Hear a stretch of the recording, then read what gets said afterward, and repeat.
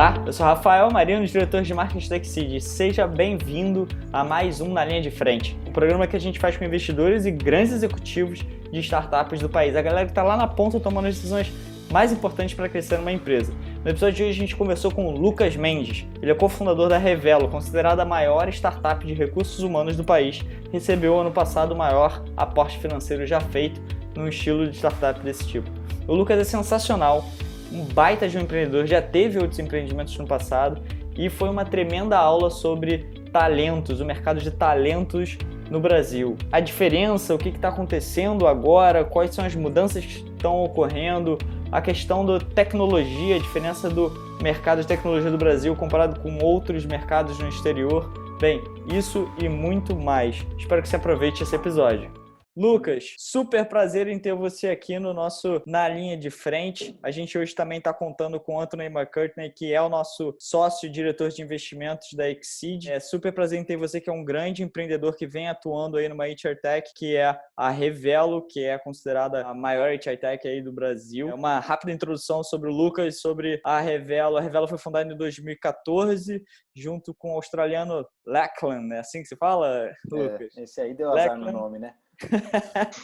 É basicamente um marketplace que conecta candidatos e empresas e democratiza o acesso aos talentos, né? E aí ela faz um pouquinho diferente, ela inverte o modelo de recrutamento. Não é o candidato que se aplica às vagas, mas sim as empresas que escolhem o melhor perfil dentro de uma lista de profissionais. Bem, como eu disse, é considerada hoje a maior HR Tech do Brasil, mais de 90 milhões de reais aí em investimento e hoje em dia atende mais de 3 mil empresas como a Century, Ambev, B2W, XP e tem mais de 1 milhão aí de candidatos com um business que promete 80% de custo abaixo, né, do que consultorias de recrutamento, por exemplo. E aí, rapidamente sobre o Lucas, um cara que foi analista da Goldman Sachs, consultor na Bain Company, que é uma das maiores consultorias do mundo, sócio na Beleza na Web, hoje é advisor no fundo Monax. Lucas, que prazer ter você aqui, cara. Cara, prazer é meu. Obrigado pelo convite. Para mim é uma honra estar compartilhando um pouco do que a gente faz e da nossa história. E depois a gente conversa, Rafael, porque você faz um pitch tão bom aí da Revelo que a gente pode conversar por uma posição aqui, cara. Fechado. Fala um pouquinho mais aí sobre você, sobre a sua carreira e como é que foi a entrada, a criação da Revelo, o que é a Revelo pra gente. Vamos lá, cara. Acho que eu gosto muito de empreender, eu acredito muito no poder de transformação que o empreendedorismo tem, e isso é uma coisa que vem desde quando eu era jovem, tá? Então, eu não sou de São Paulo, eu cresci no interior de Goiás, numa cidade chamada Goiatuba, que tinha 28 mil habitantes, e foi um lugar onde eu vi minha mãe e meu pai realmente transformarem a realidade através do empreendedorismo. Então, eles fundaram uma escola de música, uma escola de computação, uma empresa de soja. Então, assim, eu sempre cresci com essa ideia de que, cara, empreender consegue transformar a realidade. E isso é uma coisa que eu sempre carreguei comigo.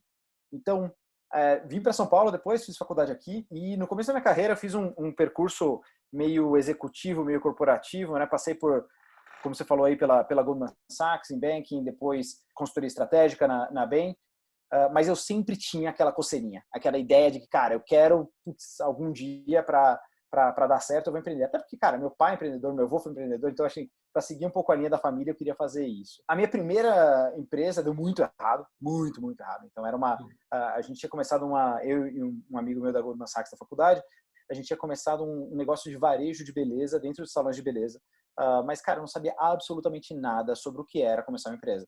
Então, não existia venture capital, não buscamos investimento, fomos na cara e na coragem ali.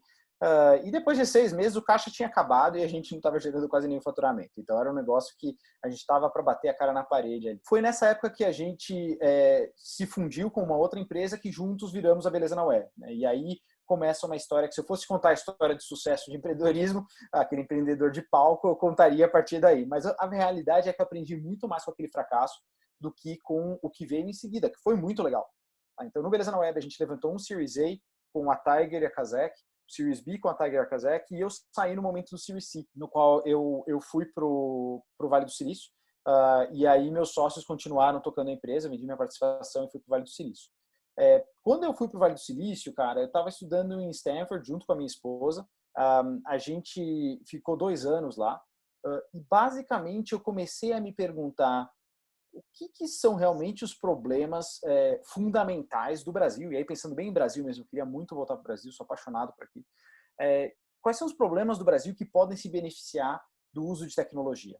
Era uma época em que estava bombando já a fintech, bombando o edtech, sabe, mobilidade, todo mundo já falava. Então, esses eram os passos que estavam extremamente povoados, já muito capitalizados. E eu estava procurando o que não está sendo endereçado com tecnologia. E foi aí que, conversando com CEOs e fundadores de empresas, a gente esbarrou nesse mercado imenso e gigantesco que é o mercado de talento. O mercado de talento não é um mercado no qual eu não tinha muita vivência na época, quero dizer, mas é um mercado que eu via, putz, falta muita tecnologia. Tudo é feito muito manualmente, tudo é feito de maneira muito artesanal. E foi aí que veio a ideia de empreender dentro desse espaço. Especificamente o modelo da Revelo, cara, foi porque eu e o Locke, né, que é o meu co-founder, a gente estava olhando esse espaço e a gente começou a olhar modelos que atacavam o problema de recrutar gente boa de maneira diferente. E a gente viu, cara, o Brasil não tem escassez de gente. Não sei se você lembra, isso era 2014, 2015, a taxa de desemprego estava subindo muito, era o começo da segunda gestão da Dilma, desemprego batendo 14%, 15%. Então, imagina só que meus pais não falaram quando eu disse que ia abrir uma empresa de recrutamento e seleção no Brasil depois de voltar dos Estados Unidos. Mas o resto é história, cara. Acho que a gente encontrou um problema de verdade, a gente encontrou um problema que precisava ser resolvido.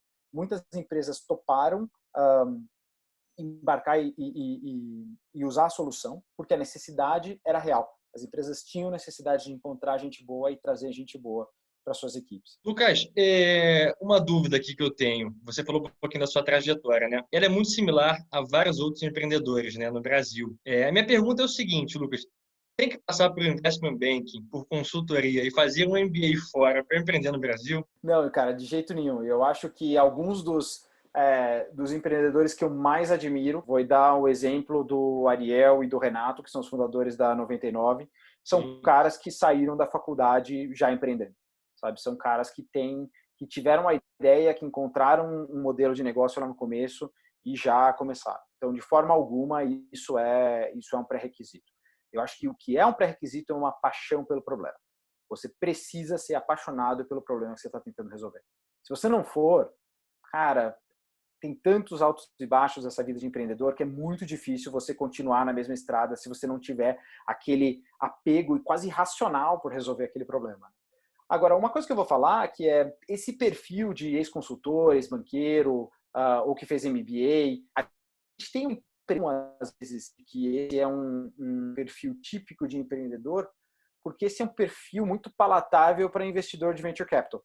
Tá? Então, muito investidor de venture capital olha para esse tipo de perfil e fala, eu vejo aqui alguns sinais que eu conheço, por viés mesmo, acabam investindo nessas pessoas. Então, por viés de seleção, essas pessoas acabam aparecendo mais, porque levantam mais rodadas, e a gente tem essa imagem de que o empreendedor, às vezes, tem essa carinha aí. Cara, muito interessante. Você falou muita coisa aí que eu queria me aprofundar.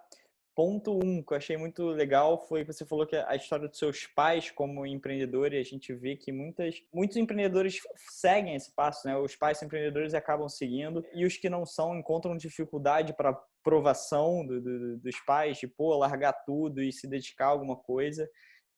Você falou sobre a paixão pelo problema, que é uma coisa que eu me lembro da nossa conversa com o Marcelo Abrita, da Buzer, que ele fala sobre você de fato quer empreender, selecionar um problema grande, e aí como você falou, você selecionaram um problema grande que não tinha bastante concorrência aqui no Brasil.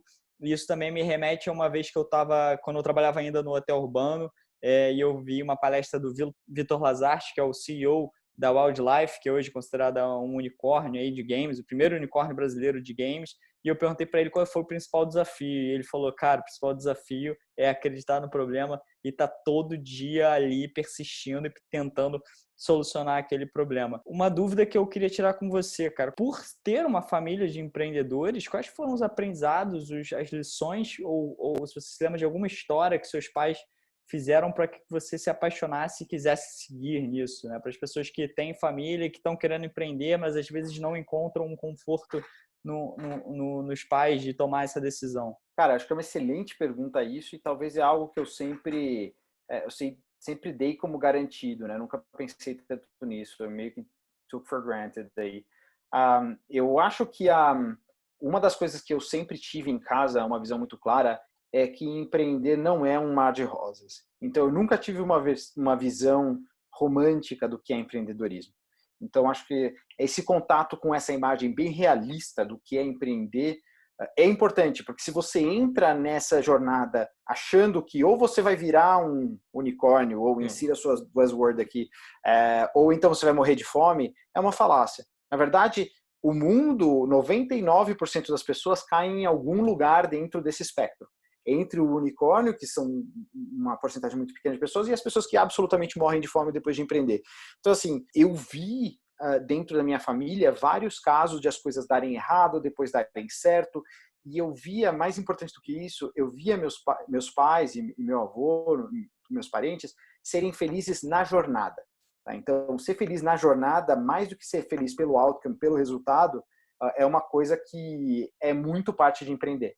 Por isso que eu concordo muito com o Pato, muito com o Vitor sobre, que são os caras que você mencionou, sobre você ser apaixonado pelo problema. Porque se você é apaixonado pelo problema e por resolver aquele problema, o seu dia a dia é muito gratificante. Sabe? Cara, para mim, eu lembro até hoje os 100 ou 200 primeiros candidatos que foram contratados pela Revelo, eu conhecia cada um de nome, eu conhecia de ter conversado com todos eles, e eu comemorava junto, e eu ficava muito feliz, porque eu estava mudando a vida daquelas pessoas. Eu conto isso para alguém que não é apaixonado por esse problema, o cara fala, cara, as pessoas conseguem emprego, normal, mas eu acho isso muito legal. Então, para mim, o fato de você ser apaixonado pelo problema é o que te dá a gasolina, é o que te dá combustível para você continuar tocando seu negócio nos dias bons e nos dias ruins. Perfeito. E linkando com esse ponto que você falou sobre olhar o mercado, ver o que está precisando, qual problema precisa ser solucionado e grande o suficiente. O próprio modelo da Exceed, que é um modelo de equity crowdfunding, ele começou lá fora, por exemplo, começou na Inglaterra, muito forte também nos Estados Unidos. Os nossos fundadores trouxeram esse modelo de lá para cá e eles, ao fazerem isso, eles enfrentaram, né, obviamente, um grande desafio de tropicalizar um modelo que não foi feito na sua cultura, enfim, com as burocracias, com todo o regime que tem. E pelo que eu entendi, você e o Lachlan se esperaram também exemplos de plataformas de recrutamento chinesas, que foram berços lá. Na China já tem cerca de 7 unicórnios, se eu não me engano, como a 51 Job, que já está avaliada em 4,2 milhões, a Liep em 170, já teve 170 milhões de dólares em investimentos, e a Zhaopin. Aí eu queria entender um pouquinho mais como foi olhar lá para fora, querer trazer esse modelo para cá e implantar ele aqui. Quais foram os desafios e principais oportunidades que vocês viram em fazer essa tropicalização aqui no Brasil? Legal, cara. Eu acho que é super importante olhar para fora e enxergar modelos lá fora, mas o modelo simplesmente de copycat, de você traduzir uma solução e copiar e colar ela aqui no Brasil, ele é bastante arriscado, porque tem um assumption, tem uma hipótese implícita nisso, que é você precisa acreditar que o problema que você está resolvendo é igual aqui do que ele é lá. E isso talvez em alguns casos como e-commerce, fintech, mobilidade, talvez seja real. Tá? Mas em alguns modelos, e eu acho que da Exceed é um exemplo, da Revelo é outro, a gente está resolvendo problemas parecidos com o que existe na China, mas não iguais. Então, o modelo, o olhar para fora é um ponto de partida, mas ele não resolve todo o problema. Deixa eu dar um exemplo. A gente poderia muito bem ter olhado para os Estados Unidos e falado, cara, como os Estados Unidos resolvem esse problema de fazer empresas encontrarem talento de qualidade? Beleza, se eu olhasse para os Estados Unidos, eu ia concluir que um site de vagas tradicional resolve esse problema.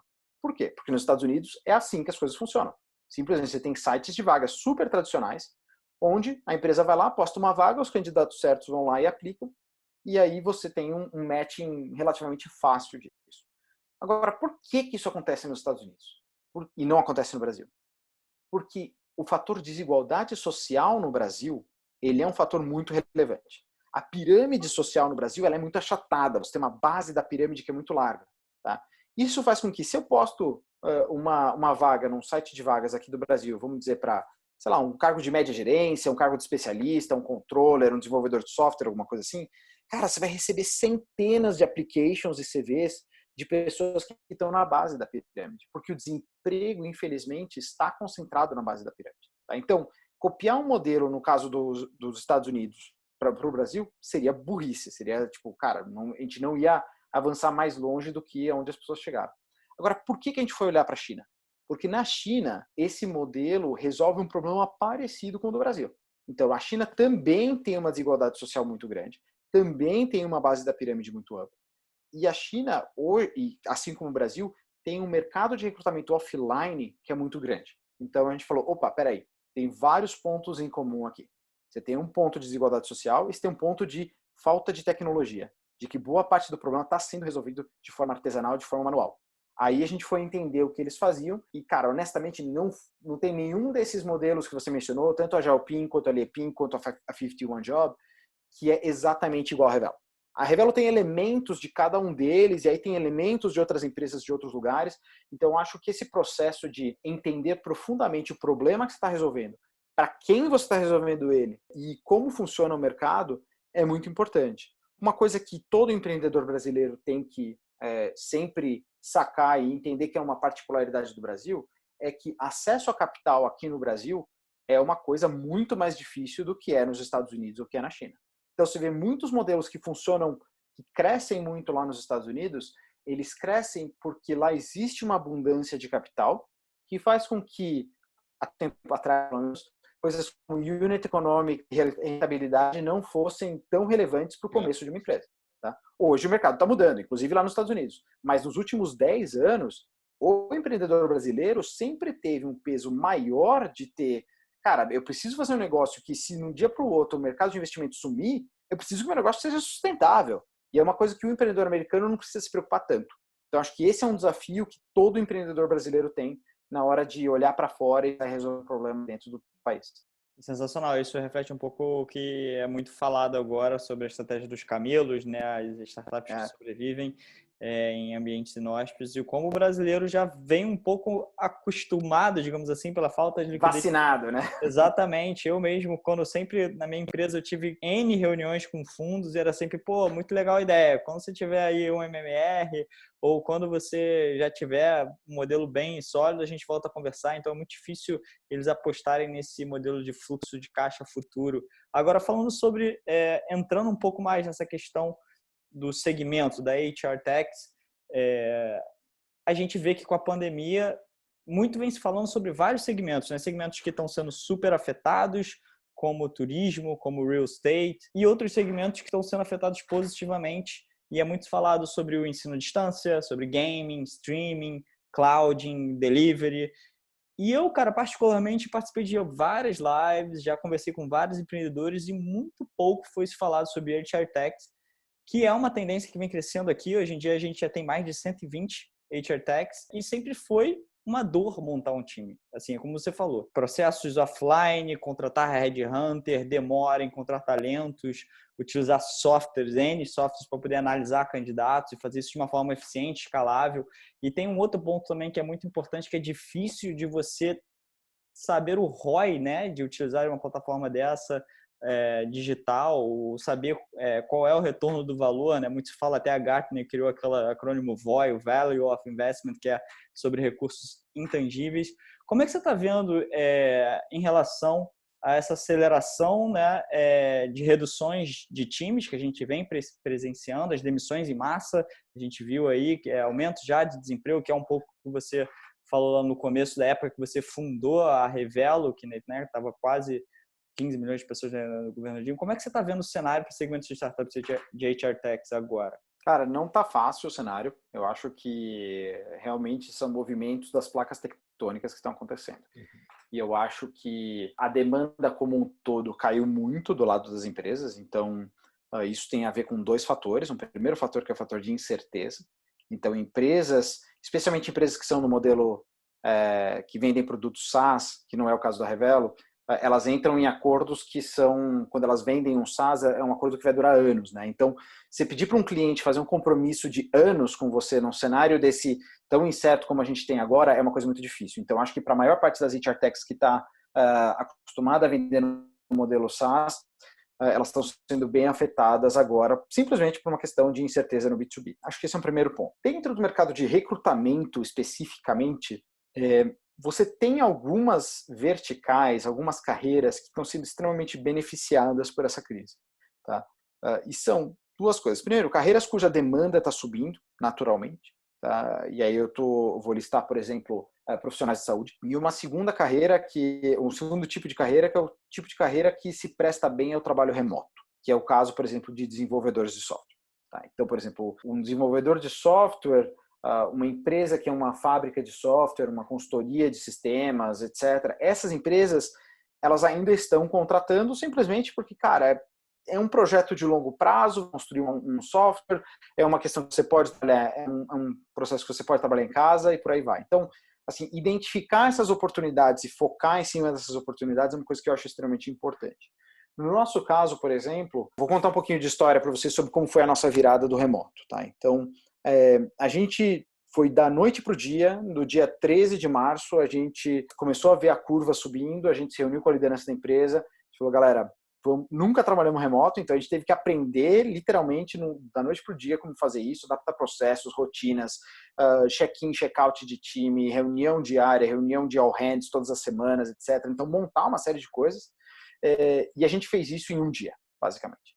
Na semana seguinte, a gente falou, ok, entendemos que o mundo está mudando. Quais são as oportunidades que a gente tem aqui? A gente elencou uma série de oportunidades e a gente colocou times e squads específicos para trabalhar em cima dessas oportunidades.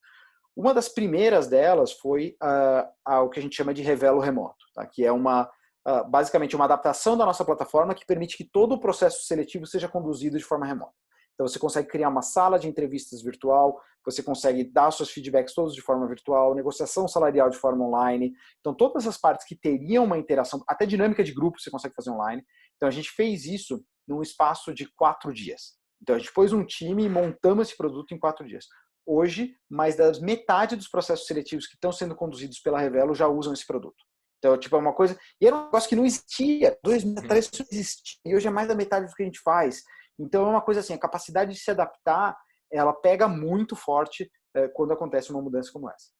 Segunda coisa, 2 semanas depois, a gente viu, olha, uma série de anúncios em jornal e sites de vagas de empresas procurando enfermeiros, técnicos de enfermagem, auxiliar de enfermagem, fisioterapeuta, etc. Porque realmente a demanda subiu muito. Tá?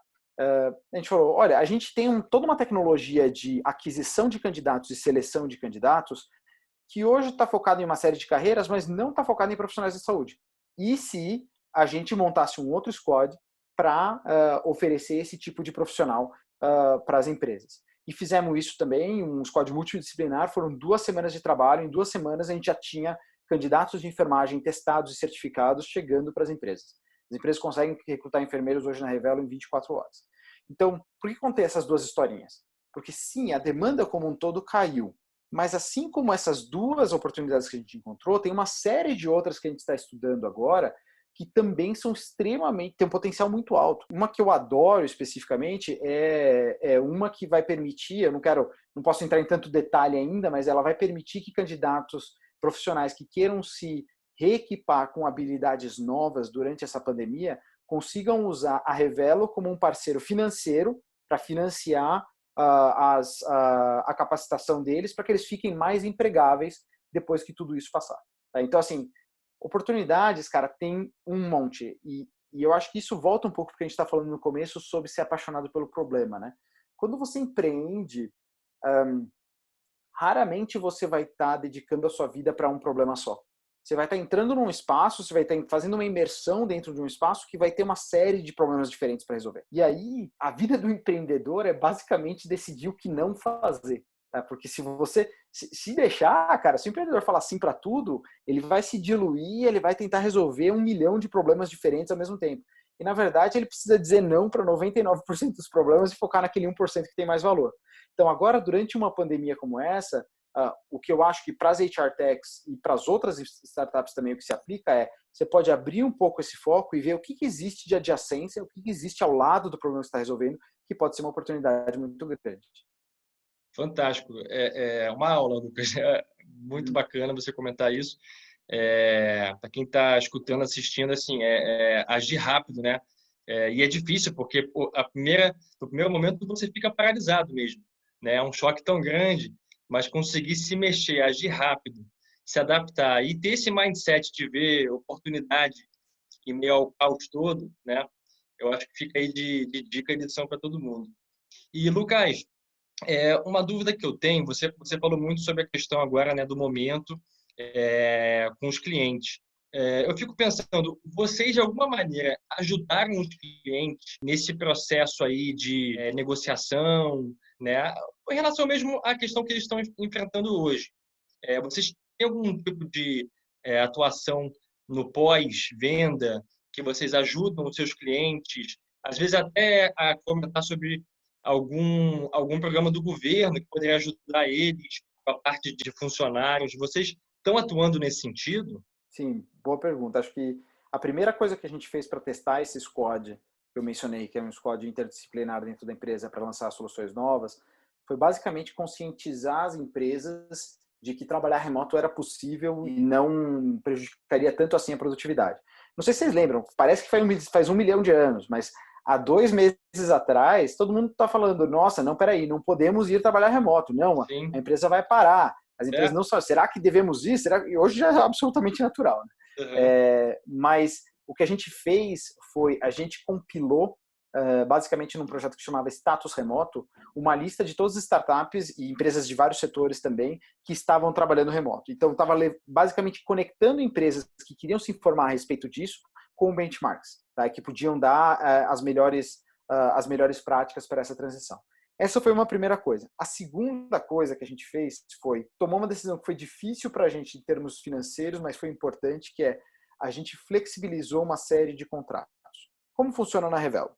Na Revelo você compra créditos e você usa esses créditos para contratar. Então, uma contratação vale 1 crédito ou vale 2 créditos, de acordo com o nível de serviço que você usar, de acordo com a senioridade do candidato e por aí vai. Agora, esses créditos têm uma validade de 12 meses. O que a gente falou? Cara, se a gente deixar simplesmente as coisas como elas estão, fluírem, esses créditos vão vencer, as empresas não vão contratar ninguém e a gente vai, obviamente, a gente não vai ter gasto nada e vai ter ganhado esse dinheiro de graça, entre aspas, mas eu vou ter um cliente que vai estar bravo comigo, porque vai falar, putz, eu comprei isso aqui e não usei. Então, o que a gente fez? A gente virou para todos os nossos clientes e falou, cara, a gente vai flexibilizar os prazos de todos os contratos que a gente tem em no mínimo 3 meses. E a gente fez isso proativamente. Tá? Tem empreendedores me ouvindo nessa hora, eu vou falar, cara, quando você vai falar com o seu conselho, eles falam muita groselha, tá? Às vezes eles falam muita bobagem, mas essa foi uma sugestão que veio do nosso conselho, eles falaram, não tentem otimizar para o caixa de curto prazo, otimize para o relacionamento com esses clientes. Porque esse cliente vai lembrar depois que você foi flexível com ele no momento de dificuldade. A gente falou, será que a gente faz isso? Será que a gente fez isso? Fomos lá e fizemos. Beleza, teve um impacto nos recebíveis? Teve. Mas não é que a gente perdeu esse dinheiro. A gente vai recebendo, a gente simplesmente alongou essa curva de recebíveis. Agora, o impacto que a gente teve em NPS foi absurdo.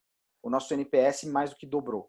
Assim, é uma coisa, foi absurdo. Assim, clientes sendo muito mais promotores, falando publicamente da gente positivamente em redes sociais, de um jeito que a gente não antecipou. Assim, a gente não esperava isso. E aí foi realmente um investimento feito na relação e não na transação. Uma coisa eu acho que vale a pena fazer. Especialmente porque esse cliente vai olhar para você e falar, putz, esse cara é diferente. Porque ele está lidando com uma série de outras empresas que não estão sendo flexíveis. Então, ele está acostumado a ser, entre aspas, maltratado. E se você for uma pessoa que entende, tem empatia, você vai conseguir colher os frutos e a recompensa disso. Eu acho que essa palavra que você falou ela é sensacional, é empatia, né? E para quem não sabe, para quem está escutando a gente, NPS é Net Promoter Score, que é basicamente o quanto uma pessoa recomenda a sua empresa, né? E pelo que você falou, o número dobrou, o que com certeza isso vai te trazer um retorno de investimento a longo prazo muito maior do que você queimar essa relação agora. Né? E é isso que eu também conversei bastante com outros profissionais de marketing, eu vejo muito essa tendência da empresa ser útil. Não adianta você querer otimizar a caixa agora e acabar com o seu business no longo prazo. Entrando mais um pouco nessa questão da tecnologia, você falou lá no começo, que é muito pouco tecnológico, é um problema muito grande. A gente vê que recrutamento hoje é basicamente dominado, né, pelas agências tradicionais offline, que corresponde aí basicamente a 95% do mercado, o mercado que a gente vê aí de mais de 10 bilhões de reais que esse setor movimenta. E a Revelo traz uma série de inovações como inteligência artificial, machine learning para coletar essas informações, que é isso que o mercado não está acostumado, para poder dar match, né, na necessidade das empresas e os funcionários. E como você falou, até pela Revelo Remoto, que é esse serviço que vocês estão prestando 100% digital, vocês querem atuar no antes até o depois de toda a contratação. Enfim, o que hoje essas empresas offline aí correspondem a um custo basicamente de 15% a 20% do salário anual, vocês querem reduzir isso bastante. Conta um pouquinho para a gente que está acostumado com empresas como Cato, Robert Half, Michael Page, como é que a Revelo de fato se diferencia delas e essa questão das inovações por trás desse modelo? Cara, eu acho que a Revelo, se você olhar, a inovação que a gente traz, ela é muito simples. Obviamente tem muita tecnologia por trás, mas o conceito é muito simples. O conceito existem preferências dentro das empresas. As empresas preferem alguns tipos de profissionais, seja por causa das habilidades deles, pelas pretensões salariais, seja por causa da localização. E essas preferências, elas muitas vezes são compartilhadas entre várias empresas. Então, empresas têm comportamentos de preferências de contratação. Quando elas usam um recrutador offline, elas se perdem ali. Ninguém enxerga, ninguém usa esse dado para nada. Ela é capaz de ler essa preferência, de entender esse sinal, né, essa escolha que a empresa faz, e usar isso para trazer mais candidatos que vão ser úteis para todas as empresas do marketplace. Então, imagina que é um marketplace. Imagina que, por exemplo, se você vê empresas recrutando algum tipo de profissional, você vai ter uma demanda maior para aquele tipo de profissional. Diferentemente de startups que são mais focadas no SaaS, na gestão de processos, a Revelo busca os candidatos. Ela traz dados para você. Então, e nesse sentido, a gente se porta muito mais como um competidor de dessas empresas que você mencionou, um site de vagas ou uma empresa de headhunting tradicional. Vamos pegar a empresa de headhunting tradicional. O que acontece aí? Você basicamente tem pessoas, né, seres humanos, fazendo isso de maneira artesanal, entendendo a necessidade do cliente e, a partir desse momento, iniciando um processo de busca. Simplesmente o fato de que esse entendimento acontece antes do processo de busca já é um atraso. Porque entre aquele momento que você explicou para o headhunter o que você quer e você fazer a contratação, em média no mercado a gente está falando de 70 dias, entre 65 e 80 dias, mais ou menos 70 dias aí, 10 semanas. Na Revelo, você consegue fazer isso em 2 semanas. Tá? Então a média de tempo de contratação, time to hire, que é o que a gente usa de jargão lá dentro, dentro da Revelo, ele é de 2 semanas. Por quê? Porque quando a empresa entra na Revelo, porque a gente já tem a inteligência de todas as milhares de empresas que usam a gente no de dados, provavelmente ela vai querer. Esse processo de busca ele já foi antecipado. Segundo, porque a gente está usando os sinais de preferências das outras empresas que usam o marketplace da Revelo, essa shortlist que vai ser gerada é uma shortlist muito mais certeira, é uma shortlist muito mais acurada, muito mais focada na necessidade que a empresa quer. E acho que uma coisa muito simples cara, a Revelo só tem gente visível. A gente tem mais de 1 milhão de candidatos? Tem. Mas se eu mostrar 1 milhão de candidatos para um RH, ele vai me odiar. Ele vai falar, cara, você não serve para nada porque eu não vou ficar filtrando 1 milhão de candidatos. Então a gente só deixa visível as pessoas que estão naquele momento abertas a iniciar uma conversa sobre um novo emprego. Muitas vezes são pessoas que estão empregadas. A maior parte dos casos são pessoas que hoje estão empregadas. Mas essas são pessoas que estão dispostas a ouvir propostas, a iniciar uma busca por um novo emprego. Então, se você adiciona essas 3 coisas, que é a gente antecipa a busca, a gente usa os dados e a inteligência de milhares de empresas para fazer a filtragem, e a terceira coisa, a gente filtra por engajamento de candidatos, isso gera um resultado de encurtar o tempo de maneira muito significativa. Então, cai de 70 dias para 14 dias. Sem contar que, porque a gente usa a tecnologia para fazer isso, a gente consegue cobrar muito menos. Tá? Então, ao invés de a gente cobrar aqueles FIIs de 15%, 20%, 25%, que é o que essas consultorias cobram, a gente é capaz de fazer um negócio muito mais enxuto, de uma maneira que, como você falou lá no começo, seja mais democrático. Então hoje, cara, 2/3 dos nossos clientes são empresas que são pequenas demais para conseguirem pagar um headhunter, uma empresa, uma consultoria de recrutamento. A gente consegue democratizar isso e levar isso para PMEs, levar isso para startups, desde startups iniciais. Cara, tem empresas que contrataram com a Revelo desde que eram 2 fundadores só, e hoje são, sei lá, 20 pessoas e 80% das pessoas vieram da Revelo, sabe? Então, a gente participa dessas histórias de crescimento, tornando isso mais acessível. Sensacional, Lucas. Agora, uma provocação nesse ponto, pelo visto, vocês reduzem absurdamente o time to hire, que é uma coisa, às vezes, sensacional para a empresa. Agora, 2 perguntas em uma, e sendo essa primeira uma provocação. Beleza, reduzi meu time to hire, mas e a qualidade desse profissional lá dentro? Como é que isso é medido? Ou como é que eu posso saber que eu vou contratar Revelo e, pô, vou reduzir muito, eu vou contratar muito mais rápido, mas como é que vai ser esse profissional lá dentro? Ele vai ter o fit cultural? Ele vai ser com os skills que eu quero? Se vocês têm algum tracking disso? E se hoje, no período atual, a Revelo pode ser uma boa opção para uma empresa e para qual tipo de empresa? Cara, eu acho que tem 3 indicadores que a gente usa para medir a primeira coisa que você falou. A primeira é a gente oferece uma garantia para as empresas de que, se por qualquer razão ela desligar o candidato ou o candidato se desligar ou não continuarem juntos depois de 3 meses, ela não paga nada para a Revelo. Então, a gente não tem interesse em sucessos de curto prazo que sejam fracassos de longo prazo. Então, essa é a primeira coisa. E a gente olhando o número de vezes que essa garantia é usada, é algo próximo de 1, 2% aí. Então, é uma coisa super tranquila. Segunda coisa que a gente olha é muito os candidatos que viram clientes, cara. A gente muitas vezes consegue colocar candidatos dentro de empresas que são tão bons e que crescem lá dentro, que depois de um certo tempo eles viram sênior suficientes para usar a Revelo para contratar mais gente.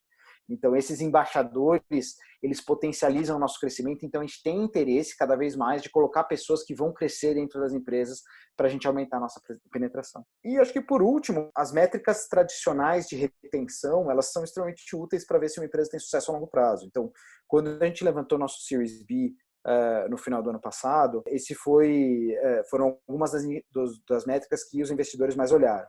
Então, nível de churn, taxa de upsell, revenue retention rate, uma série de métricas super específicas que mostram que não só a gente consegue reter os clientes, que eles voltam para comprar mais créditos com a gente para usar a Revelo de novo, que é um sinal que funcionou, né, a primeira vez, mas também quando você tem empresas que têm necessidades crescentes, elas aprofundam um relacionamento com a gente. Então a gente mede muito isso. Será que a gente é capaz de crescer dentro das empresas? Será que a gente é capaz de aumentar a nossa utilização dentro das empresas?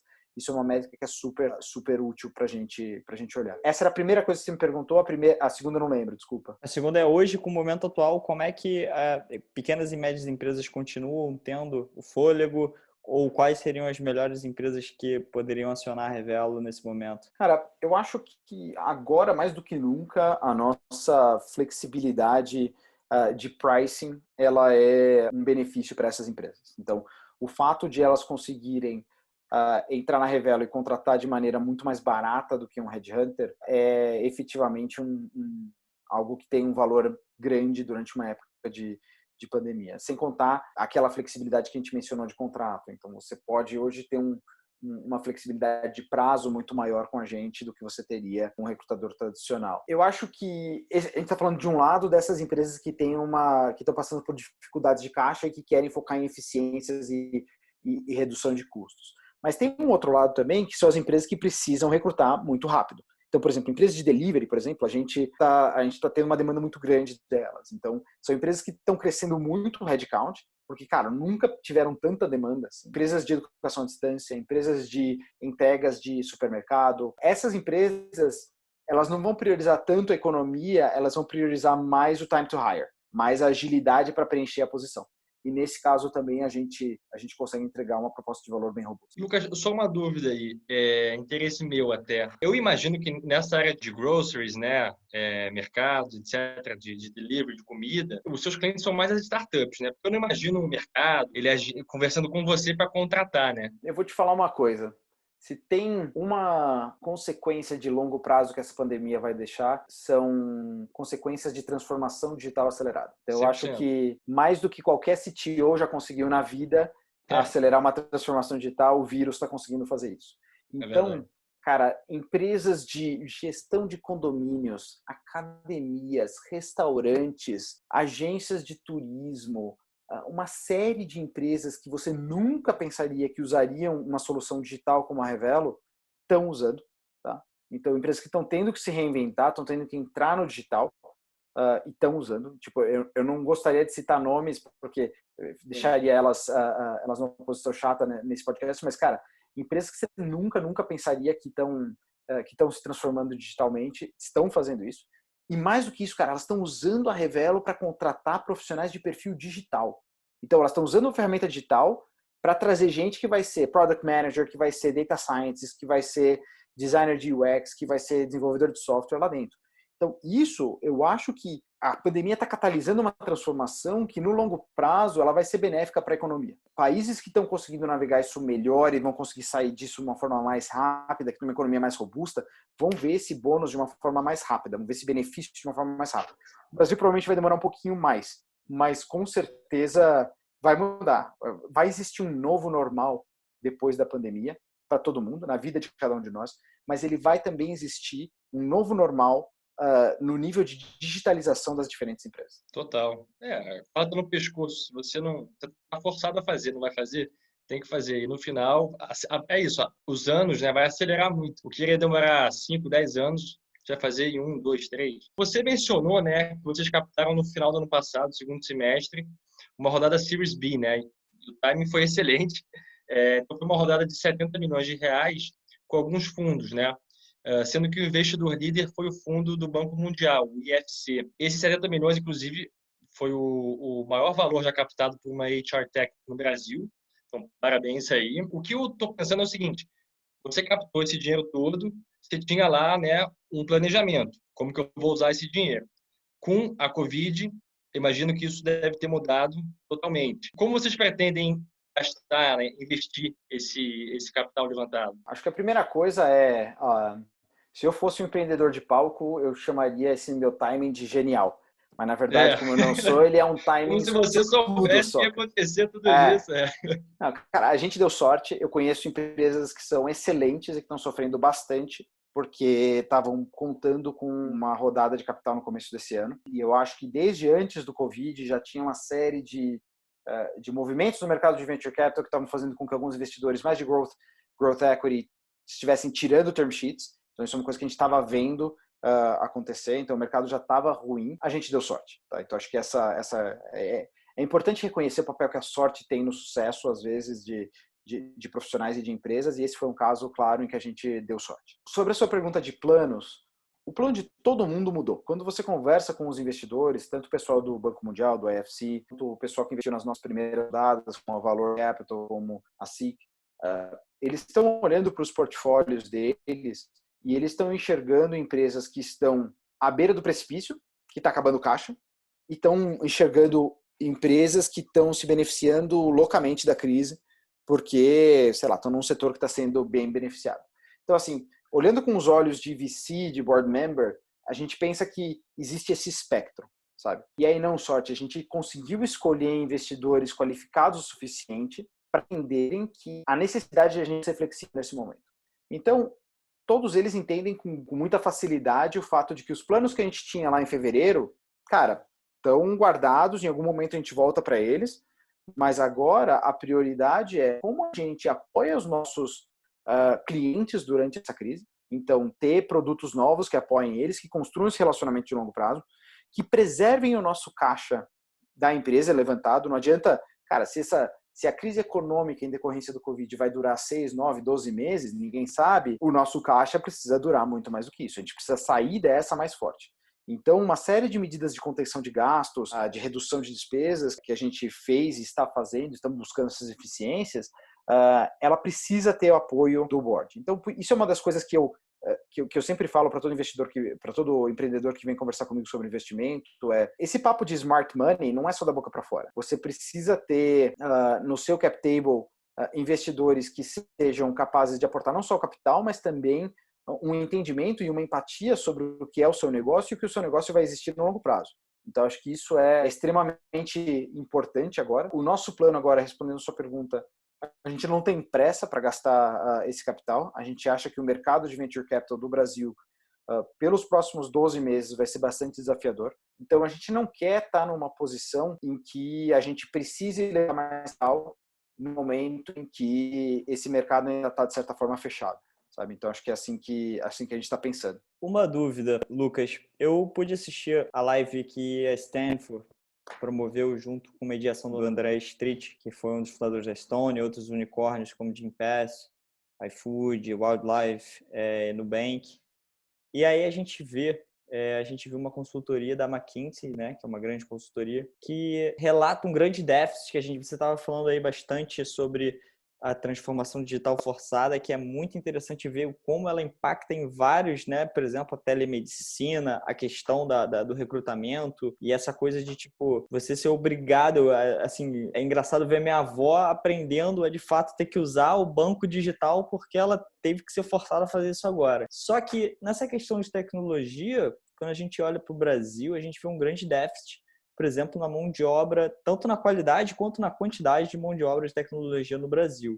Na própria apresentação da McKinsey, eu pude ver que, por exemplo, a proporção de formadores de administradores e advogados comparado com a mão de obra de tecnologia é de 11 para 1, enquanto, tipo, nos Estados Unidos e outros países desenvolvidos, tipo a Alemanha, a gente vê uma relação aí de 3, 5 para 1, né? E na qualidade a gente também nota isso. Estava lá descrito que 35% dessa mão de obra ela é considerada abaixo do nível mínimo, né? Que se a gente pode chamar de ensino superior, ter o ensino superior, ou seja, para satisfazer expectativas do mercado. E aí a gente vê a questão do que você falou da aceleração forçada desse home office. E eu vejo em conversa com os amigos, a gente viu ontem, por exemplo, saindo sobre a XP, né? Ter home office agora por um ano todo, portas abertas para uma contratação, digamos assim, global, né? As empresas agora estão se acostumando com home office, algumas inclusive se achando mais produtivas. A gente, por exemplo, no Exige, a gente está se achando mais produtivo com esse modelo. E isso facilita uma mão de obra de lugares, por exemplo, de tecnologia como Israel e Índia, que são super conceituados nesse quesito. Só uma coisa, o Twitter falou que for life, né? Pode For trabalhar life. de home office para sempre. Sim, isso deve afetar muito. A gente também conversou com o João da Loft, isso deve afetar muito a questão de também real estate, né? Coitado de quem está vendendo loja corporativa nesse momento, né? Pois é. Como é que você vê essa questão das vagas de tecnologia, desenvolvimento? Como é que elas estão sendo impactadas no Brasil? Se você está vendo um movimento lá fora, empresas contratando lá de fora, como é que você vê isso? Eu acho que essa narrativa de que no Brasil falta talento de tecnologia, ela é real. Só que tem um pedaço dessa equação que é pouco discutido, que é os salários de tecnologia. Sim, nos Estados Unidos você tem uma disponibilidade maior? Tem. Mas a demanda é tão maior que os salários estão num outro patamar. Vou dar um exemplo. Um profissional de tecnologia, de ciência da computação, recém-formado ou que tenha passado por um bootcamp, tá? Não estou nem falando, não tenha curso superior, na região de São Francisco, essa pessoa vai ganhar em média $120 mil por baixo. Então a gente está falando aí $1 a sei lá quanto mais, mas a gente está falando de mais ou menos 10 mil. A gente está falando de $10 mil por mês. E a gente está falando de um profissional recém-formado. Na Alemanha, você vai falar, São Francisco é uma bolha. Talvez. Berlim, Amsterdã, Paris. A gente tem muito contato com empresas de recrutamento por lá, então a gente pega essas médias. Esses profissionais júniores, recém-formados, por lá, ganham entre 6 a 8 mil euros por mês. O profissional brasileiro de tecnologia é escasso? Mas ele é bizarramente barato. Assim, num nível que os profissionais que conseguem se graduar, falar inglês e ganhar uma senioridade, eles vão para fora e vão trabalhar para fora assim, sem dificuldade nenhuma. Tá?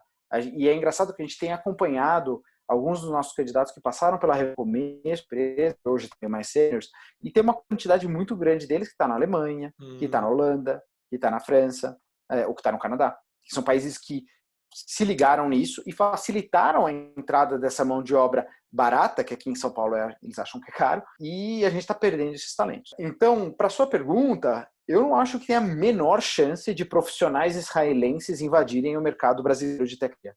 Simplesmente porque o mercado aqui não está preparado para pagar o nível de salário que é esperado por essas pessoas. Eu acho que sim, existe uma deficiência na quantidade de profissionais existentes aqui, mas a gente não pode esquecer a variável salário nisso tudo. Tanto na Europa quanto nos Estados Unidos, a aceitação de um profissional sem curso superior, mas com uma formação não tradicional, seja um bootcamp, seja um curso online, seja um curso não graduação, não bacharelado, ela é muito maior, muito, muito maior. Então, assim, e aqui no Brasil ainda existe uma série de empresas que têm uma resistência muito forte em contratar profissionais que não tenham um curso superior. Ou essa deficiência de quantidade, ela é só metade da conversa. Tem a outra metade que é como que esse mercado de trabalho se equilibra do lado da demanda e da remuneração. Fantástico, coisas que a gente não sabe, só quem está dentro do negócio que tem essas informações. Muito legal. Lucas, eu acho que seria bacana, dado o momento que a gente está vivendo, com o seu conhecimento, você dar alguma dica ou até algumas informações para quem nesse momento está buscando, né, um emprego. Que tipo de dicas você daria, levando em conta, né, o atual cenário, né, que a gente está vivendo, a pessoa tem uma chance maior de ser contratado agora. Talvez tenha algum setor mais quente, aí vale fazer algum curso, ou talvez até questões mesmo de o que a pessoa tem que ter na cabeça, mentalidade. Eu acho que a pessoa pode, obviamente que ela quer encontrar, se ela está buscando um emprego agora, ela provavelmente precisa disso agora e não pode pensar tanto no longo prazo. Tem que sempre se manter esses dois horizontes, né? Que problema que eu quero resolver? Eu quero me capacitar para construir uma carreira de longo prazo ou eu quero conseguir um emprego para agora? Então, acho que essa clareza é muito importante. Se é um emprego para agora, cara, eu acho que tem algumas áreas que tem uma demanda mais alta naturalmente. Então, eu acho que quando eu falo de educação não tradicional, quando eu falo de bootcamps, quando eu falo de cursos online, eu acho que é importante as pessoas usarem essas ferramentas, mas usarem com inteligência, construir habilidades, construir capacidades nelas que sejam realmente em demanda. Então, se você é um profissional de marketing tradicional, fazer mais um curso de estratégia de marketing ou de branding provavelmente não vai te ajudar, mas se você for para alguma especialização do lado de marketing digital, analytics, atribuição online, isso provavelmente é uma habilidade que está mais em demanda. Se você é alguém que trabalha com análises, um analista de negócios, você trabalha como controller, você fazer um curso de Business Intelligence, fazer um curso de fundamentos de Data Science, de fundamentos de Analytics também te posiciona melhor tanto para o curto prazo quanto para o médio prazo. Então, acho que a minha dica seria essa. Se você tem uma oportunidade de fazer uma transição de carreira agora, é importante ficar de olho na demanda. Quais são as coisas que realmente vão aumentar o seu valor de mercado, entre aspas, tanto no curto quanto no médio prazo. Sensacional, Lucas. Eu acho que é um pouco a diretriz para o digital, né? Começar a adaptar, e assim como os empreendedores adaptam seus business, as pessoas têm que adaptar suas aptidões, e hoje em dia o mundo está forçadamente cada vez mais digital, e quanto mais você aprender sobre isso, melhor. Eu mesmo estava me aplicando para fazer um curso de desenvolvimento, porque eu sempre achei, né, que o marketing está super alinhado com tecnologia. Eu vejo cada vez mais CTOs ou pessoas de tecnologia indo para o marketing por conta dessa revolução, dessa transformação forçada. Lucas, quais principais livros aí da sua vida que você possa compartilhar com os empreendedores, com os investidores, que está todo mundo escutando a gente? Que livros mudaram a sua vida? Da minha vida, vou falar de não ficção aqui, porque acho que a gente está num contexto profissional, mas eu acho que tem livro que eu gosto muito, que é o Thinking Fast and Slow, que é o Pensando Rápido e Devagar, do Daniel Kahneman, que eu acho que eu gosto muito de psicologia comportamental e de pensar em vieses das pessoas. Eu acho que esse é um livro sensacional. Acho que é um que faz muito sentido todo mundo ler. Eu acho que para todo mundo que está em tecnologia hoje, um livro muito interessante é As Superpotências da Inteligência Artificial, é o AI Superpowers, do Kai-Fu Lee. Não tem nada a ver com inteligência artificial, quer dizer, tem a ver, mas não é por isso que eu recomendo. Eu acho que é um livro que abre os olhos da gente para a realidade da China como o mercado mais capitalista e mais competitivo do mundo. Assim, eu fui para a China algumas vezes já. No ano passado eu fui 2 vezes. Assim, é o futuro lá. Assim, é o mercado mais faca no dente que existe. Assim, e é um livro que abre muito a cabeça da gente para isso. E eu acho que um outro que eu tô lendo recentemente, que eu ainda não acabei, é um do Simon Sinek que chama The Infinite Game, o jogo infinito. E basicamente é um livro que, para a gente empreendedor, pode trazer muita paz de espírito, muita paz de consciência. Olha lá, tá lendo esse também. Por uma cara aqui do meu lado também tô... Então, você sabe melhor do que eu, cara. Muitas vezes a gente entra nesse jogo de empreender como se existisse uma métrica única de sucesso. E eu acho que essa mentalidade ela pode acabar com a nossa saúde mental. sabe? Ela pode levar a quadros de depressão, de ansiedade, de uma série de coisas. Eu acho que esse livro abre um pouco os olhos da gente para pensar que, cara, não existe, a vida não é um jogo no qual alguém ganha, o business, né, o negócio não é um jogo no qual você ganha ou perde. A vida é um jogo infinito e que você vai jogar ele várias vezes e tem várias rodadas até se morrer. E aí ninguém ganhou, ninguém perdeu. Fantástico. Se eu puder também até sugerir para você, já que você gosta de Daniel Kahneman e economia comportamental, eu também estou lendo um livro que é muito legal, do Richard Thaler, que também é ganhador do Prêmio Nobel, trabalhou com o Daniel Kahneman, que é o Misbehaving. Eu acho que é sensacional esse tema de economia comportamental por conta de você entender de fato o ser humano, por que eles tomam decisões, e como a gente é completamente irracional e movido a desejos, ao contrário do que a teoria da economia diz, que somos seres completamente racionais de tomar uma decisão. Fantástico. Lucas, última pergunta, é uma situação que eu gosto de botar todos os empreendedores, que é, se você estivesse agora em rede aberta, todo mundo vendo o Lucas na televisão, o Brasil todo, todos os investidores, todos os empreendedores vendo o Lucas, que mensagem você passaria para esse pessoal? Cara, eu falaria que é tudo sobre pessoas. Eu acho que todo mundo, seja numa escola, numa empresa, numa família, eu acho que o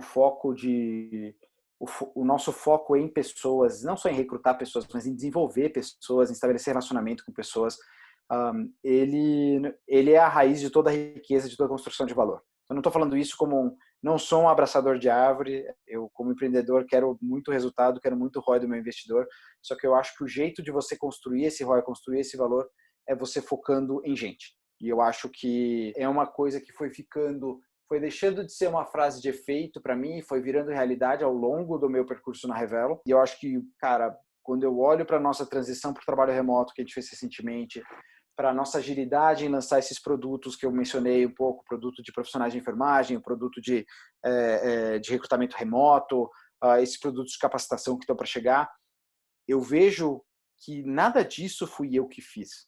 O meu papel dentro da Revelo, e o papel de todo empreendedor, é você ser capaz de atrair as melhores pessoas para o seu time, pessoas que fazem o trabalho delas melhor do que você seria capaz de fazer, de desenvolver e de reter essas pessoas, de fazer elas ficarem focadas numa missão. Eu acho que, inclusive, se eu pudesse viajar no tempo e falar isso para mim mesmo há 10 anos atrás, é um negócio que eu gostaria muito de fazer. Sensacional. Maravilha. Lucas, muito obrigado pela sua participação na linha de frente. Obrigado aí pelo convite. Uma baita aula de empreendedorismo, a gente passou aqui por um monte de coisa, vários ensinamentos seus, a criação, o seu aprendizado de empreendedor, as lições por trás disso, a Revelo em si, o mercado, como as pessoas devem se preparar agora. Acho que foi uma aula fantástica. Muito obrigado pela participação, Lucas. E vamos focar em pessoa. Tchau, Lucas. Valeu, galera. Tchau. Abraço. Muito obrigado por ter assistido mais um episódio da Linha de Frente, hoje com o Lucas Mendes, um baita de empreendedor. Ele sabe tudo sobre o mercado de talentos, o que vai acontecer, o que já está acontecendo. Bem, como sempre, a gente vai botar todos os materiais que foram ditos bem aqui na descrição e não deixa de seguir o nosso canal para saber dos próximos episódios. Até a próxima!